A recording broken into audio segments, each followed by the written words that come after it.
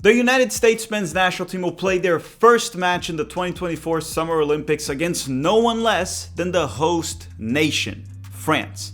But not just the host nation, but also likely the strongest team in this edition of the Olympics.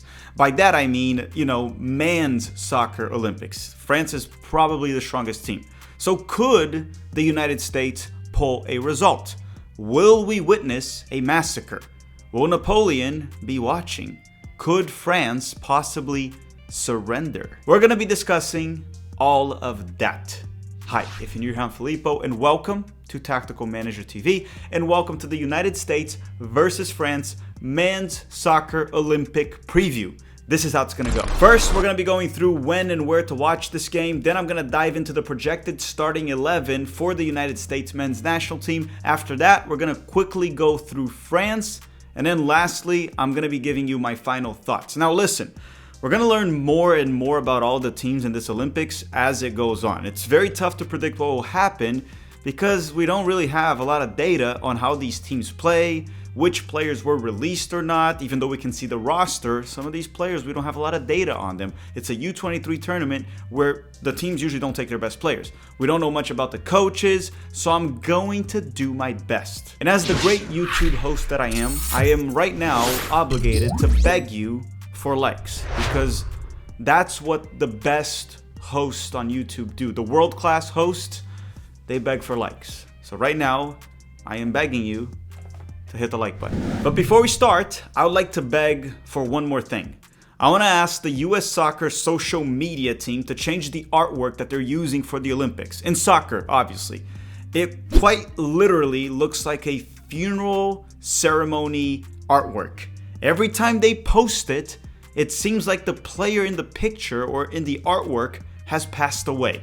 Now, will they change it? Probably not. And I don't know, I don't really hate it.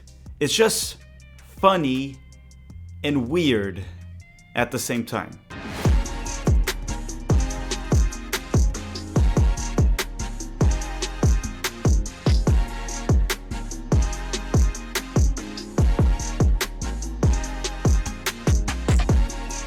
The United States men's national team is set to face France this Wednesday, July 24th at 3 p.m. Eastern Time for the first round of the Man Olympic Soccer Group Stage. Both teams were placed in Group A alongside New Zealand and Guinea. If you're in the United States, you may watch this match on the USA Network, which is a channel owned by NBC, because NBC has the rights. You can also watch it on Telemundo in Spanish and Peacock streaming service.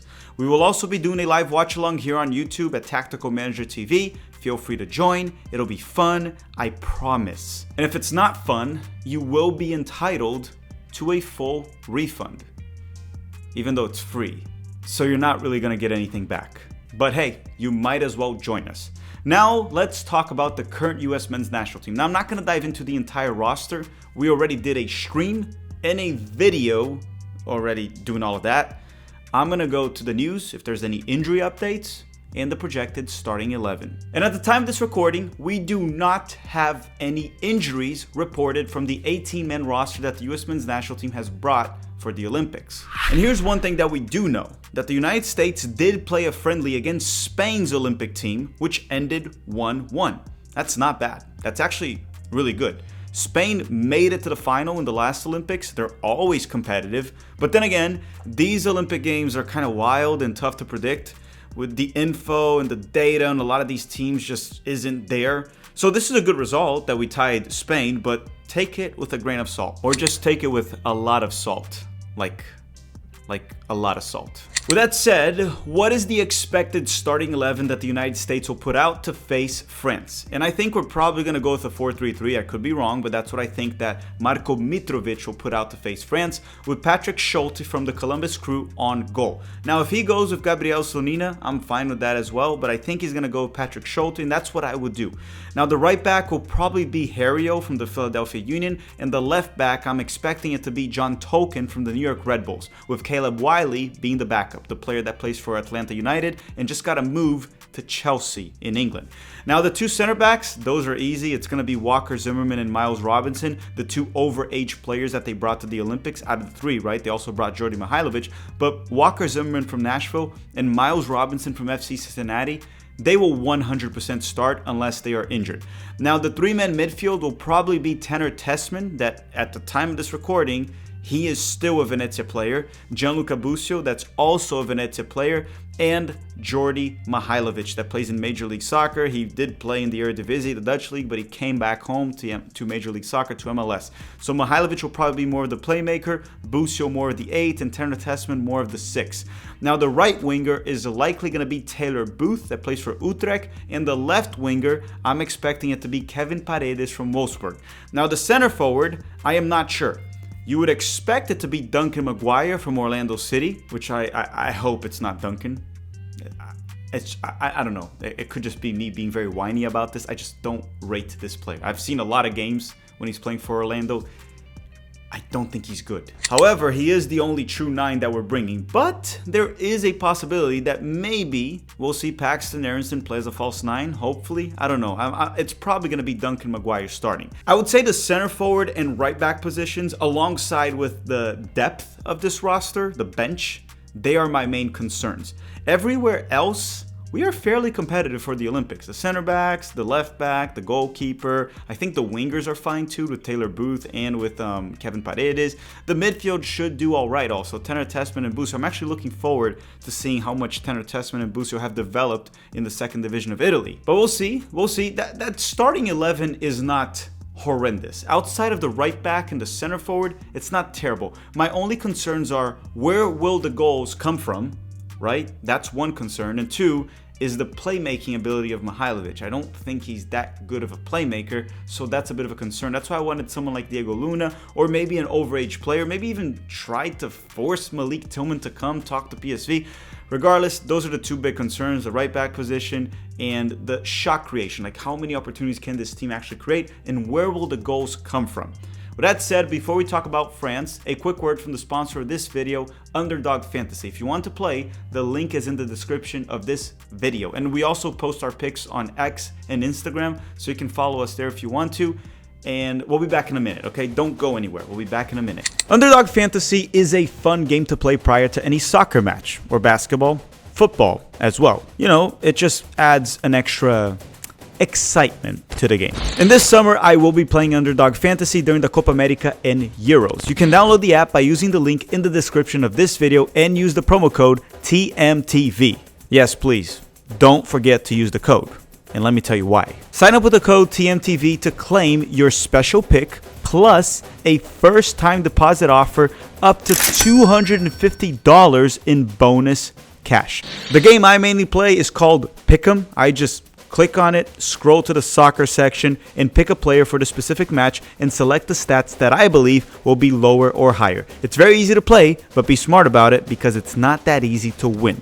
I'll also be playing some Underdog Fantasy during some match live streams during the Copa America and Olympics, posting my picks on X and Instagram, so you must stay tuned for that as well. And once again, I'm a professional hater, so usually I pick anything that will have me rooting for the downfall of that player.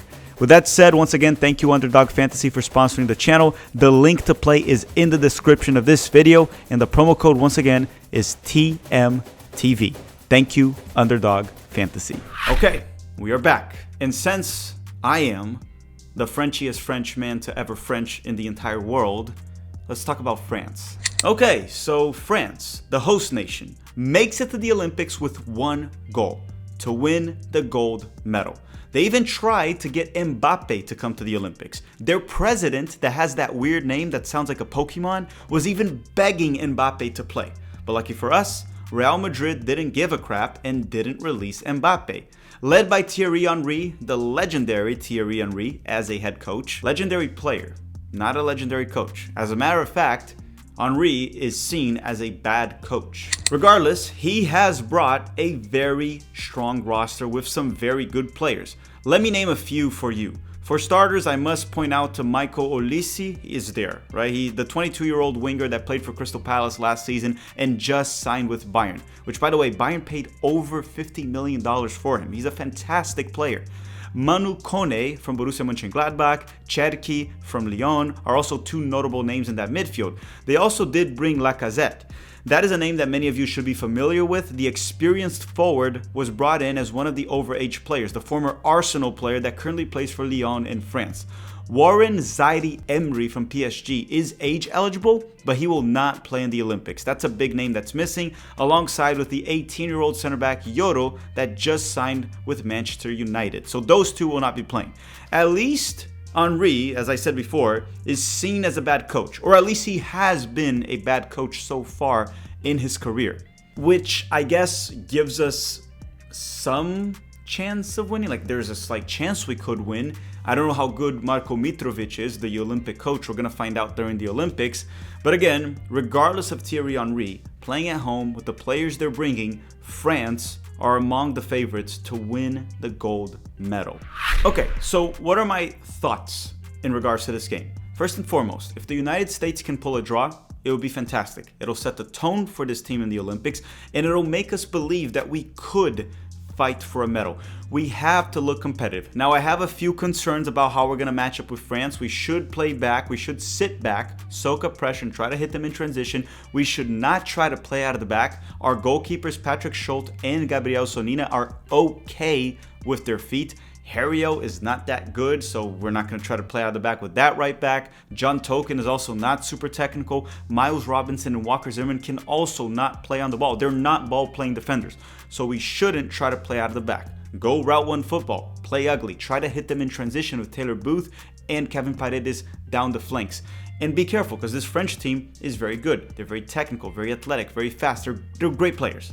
All of them are great players playing at a high level. We must be careful. If we can pull a draw, the confidence will be sky high. We could fight for a medal. With that said, I'm not going to really predict the outcome of this game. I don't know. I need to watch more of this French national team. I don't know how it's going to play out. But obviously, France, they are the favorites to win this. There's no doubt in my mind. But until we see it, I will continue to believe that the United States can possibly fight for a medal in this Olympics, and I hope we can at least pull a draw in this opening game. I want to thank you all very much for watching. Don't forget to drop a like right now before you go. Don't leave. Thank you very much, Underdog Fantasy, for sponsoring this video once again. And let me know your thoughts in the comment section down below. What's your score prediction for United States versus France? Thank you very much for watching, and I'll see you guys on Wednesday. That's when the game is, for the live watch along. Have a great day. Bye-bye.